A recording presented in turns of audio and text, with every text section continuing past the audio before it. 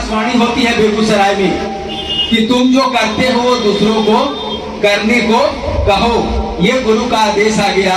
जो दूसरा सूत्र हमारा आपका है गुरु चर्चा, जो हम आप मिलके अभी यहाँ कर रहे हैं। कहा कि गुरु आदेश से कर्म करने भर से शिष्य को गुरु की दया मिल जाती है। साहब ने शिष्यानुभूति में लिखा है कि शिव गुरु दया प्राप्ति की अनुपम विधा है शिव गुरु की चर्चा। इसलिए साहब ने कहा, हमेशा कहा साहब और दीदी ने कि स्वयं शिव शिष्य बनिए और दूसरों को महादेव का चेला बनाइए। और तीसरे सूत्र में उन्होंने कहा कि 24 घंटे में जब समय मिले, जो नमः शिवाय इनको 1975 में मिला था वो तीसरे सूत्र में रखा।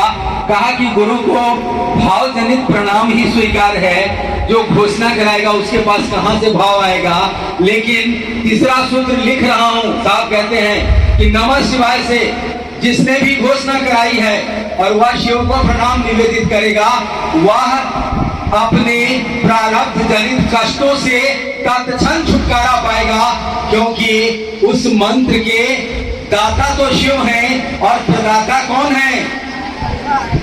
साहब। शिव शिष्य हरिंद्रानंद की शक्ति नमः शिवाय में संचरित है।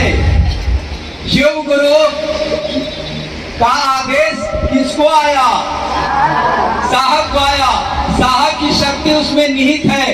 दाता उसके गुरु हैं, लेकिन प्रदाता कौन है? साहब है। साहब ने अनुभूत किया अपने जीवन में कि गुरु की दया के अलावा शिष्य के जीवन में कुछ नहीं होता है। उन्होंने प्रथम सूत्र में लिख दिया कि गुरु से दया की याचना करो। यह दया की याचना करने का सूत्र किसने पाया? साहब ने पाया। इसलिए आध्यात्म कहता है कि दाता गुरु मात्र शिव हैं, शेष प्रदाता गुरु होते हैं। लेकिन ऐसा प्रदाता गुरु भी कोई नहीं आया धरती पर जिसने जन जन को हक दिया शिव गुरु से जुड़ने का। यह प्रदाता गुरु की कुर्सी पर बैठकर भी स्वयं कोई उन्होंने गुरु घोषित नहीं किया। ये प्रदाता है, लिखा हुआ है शिष्यानुभूति में। ये तीनों सूत्र के प्रदाता हैं। ये तीन सूत्र सहायक है शिव शिष्य बनने में। कहता है भारतवर्ष का अध्यात्म कि शिव के शिष्य सचमुच शिव के शिष्य। घोषणा हुआ शिव के शिष्य हो गए नहीं। हमारे आपके बीच शिव शिष्य के रूप में प्रमाणित आदर्श एक ही है। वो कौन है? साहब श्री हरिंद्रानंद जी। और इनके बारे में अध्यात्म कहता है कि शिव के शिष्य कम से कम उनकी ऊंचाई होती है तो सदगुरु कोटि की होती है। और भारत का अध्यात्म कहता है कि मुक्ति और भुक्ति, भोग और मोक्ष मानव को मात्र सदगुरु के आश्रय में मिल जाता है। इसलिए साहब ने कहा कि तुम इस काम को ठीक से करो। तुम छोड़ो महादेव की बात, गोरी तेरा आंचल कितना, तुम्हें जो चाहिए, तुम्हारी जो मांग है उसे तो साहब ही पूरा कर देंगे। हमारे आपके साहब ही हमारी मांग को पूरा करने के लिए काफी है। हमारी आपकी मांग को पूरा करने के लिए तो साहब ही काफी है। ताली बजाने से काम नहीं होगा, जो साहब ने कहा है उसको करने से काम होगा। मुझको भी और आपको भी। और इस तीनों काम को हमको आपको करते रहना है। हम आप कर भी रहे हैं और भी करते रहेंगे तेजी से, क्योंकि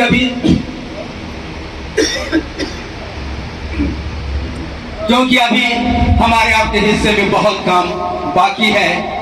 सच्ची श्रद्धांजलि साहब दीदी के चरणों में है कि हम अपने जीवन के क्षण को साहब दीदी के कहे अनुसार शिव गुरु की स्थापना में लगा दें। याद रखिएगा, ये जितनी सांसें शिव गुरु कार्य की स्थापना में खर्च होंगी, ये सारी की सारी सांसें शिव के दरवाजे को खोलने में सक्षम होंगी।